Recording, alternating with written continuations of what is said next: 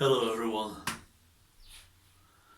People had been cruel to Jesus, but the Roman soldiers were even worse. The first thing they did to Jesus was to whip him until he was bleeding all over. Then they decided to make fun of him. When they got tired of that, they hit him with a stick, teased him, and spat at him.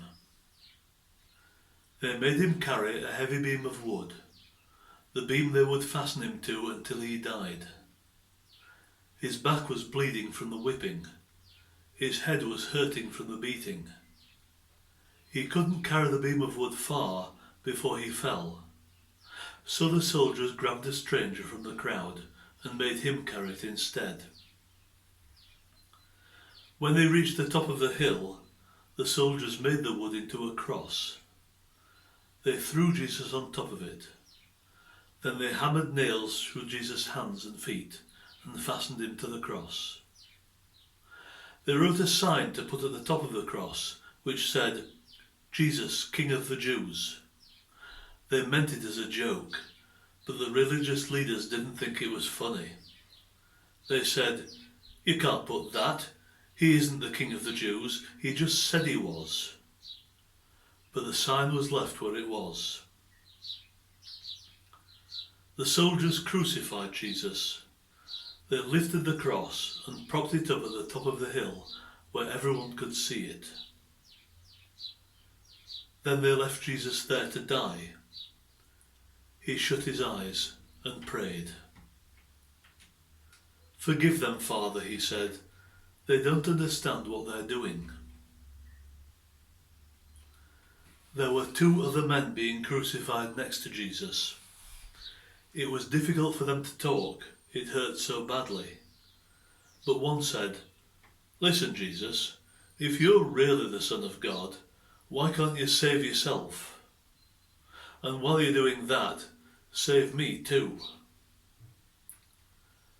The other one, on the other side of Jesus, said, "Show some respect.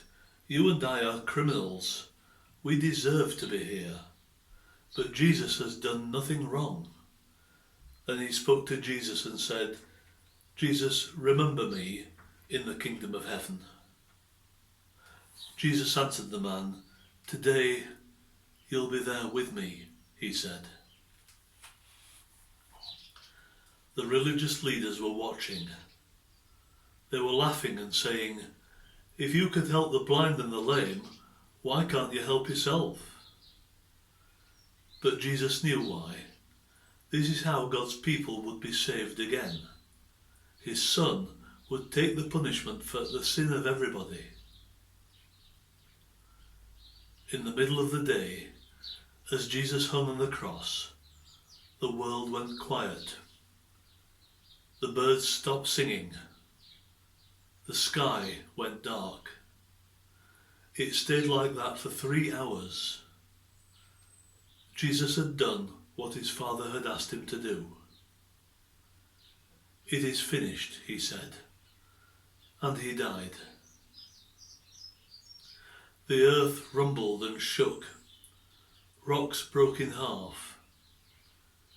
In fear and amazement, the Roman soldier in charge looked at Jesus and said, "Surely this man was the Son of God."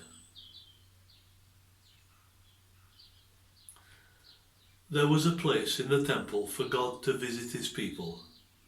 The religious leaders knew it very well, but nobody else was allowed near it. This place had a huge curtain around it, and the curtain was embroidered with pictures of warrior angels, like a sign saying, "It is wonderful to be with God, but because of your sin, you can't come in." No one found it until later, but when Jesus died, the beautiful curtain was split in two. Jesus had paid for our sin. There was a good man called Joseph. He was a religious leader, but he did not agree with all the others. Joseph was not able to stop Jesus being crucified. He tried to argue, but there were too many of them. but he wanted Jesus to have a proper burial at least. So he asked Pilate for the body. Pilate said, "Do what you like. It saves me from having to worry about it." So Joseph took the body, and he carefully laid it in the grave he had had made for himself.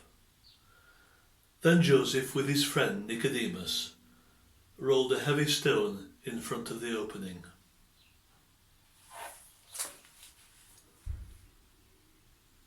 Bye-bye for now.